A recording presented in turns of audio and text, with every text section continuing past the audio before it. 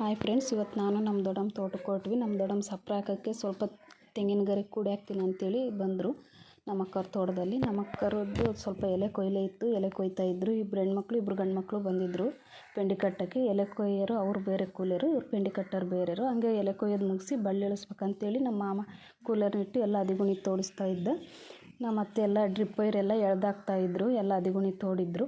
ಇನ್ನೂ ಸ್ವಲ್ಪ ತೋಡೋದಿತ್ತು. ಮತ್ತು ಅಲ್ಲಿ ಒಂದು ಬಾಳೆಗೊನೆ ಮುರ್ಕೊಂಡು ಬಿದ್ದುಬಿಟ್ಟಿತ್ತು. ಒಂದಿಷ್ಟು ಹಣ್ಣೆಲ್ಲ ಕಿತ್ಕೊಂಡು ಬಂದ್ವಿ. ಸ್ವಲ್ಪ ಹಸಿಮೆಣ್ಸಿಕಾಯಿ ಹಣ್ಣು ಎಲ್ಲ ಮೆಣ್ಸಿಕಾಯಿ ಎಲ್ಲ ಹಣ್ಣಾಗಿದ್ವು. ಎಲ್ಲ ಹಸಿಮೆಣ್ಸಿಕಾಯಿ ಹಣ್ಗಾಯಿ ಎಲ್ಲ ಬಿಡಿಸ್ಕೊಂಡು ನಾವು ಅಲ್ಲಿ ನಮ್ಮ ತೋಟದ ಹತ್ರ ಹೋದ್ವಿ. ನಮ್ಮ ಮನೆಯವರು ಎಲೆ ಕೊಯ್ಯೋದು ಆಗ್ತಿದ್ದಂಗೆ ಬರ್ತೀನಿ, ಸ್ವಲ್ಪ ಸೆಡೆ ಕಡಿಯೋಣ ಹಸುಗಳ್ಗೆ ಅಂತೇಳಿದರು.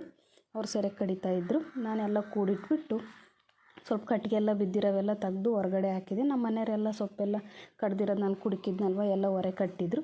ಹೊರೆ ಕಟ್ಟಿ ಹಸುಗಳ್ಗೆ ನಾನೆಲ್ಲ ಹಾಕ್ಬರ್ತೀನಿ ಅಂತ ತಗೊಂಡು ಹೋದರು. ಇನ್ನೇನು ಬರ್ತಿದ್ದಂಗೆ ಮನೆ ಕಡೆ ಬಂದ್ವಿ. ಪ್ಲೀಸ್ ಲೈಕ್ ಮಾಡಿ, ಶೇರ್ ಮಾಡಿ, ಕಮೆಂಟ್ ಮಾಡಿ, ನಮ್ಮ ಚಾನಲ್ನ ಸಬ್ಸ್ಕ್ರೈಬ್ ಮಾಡಿ.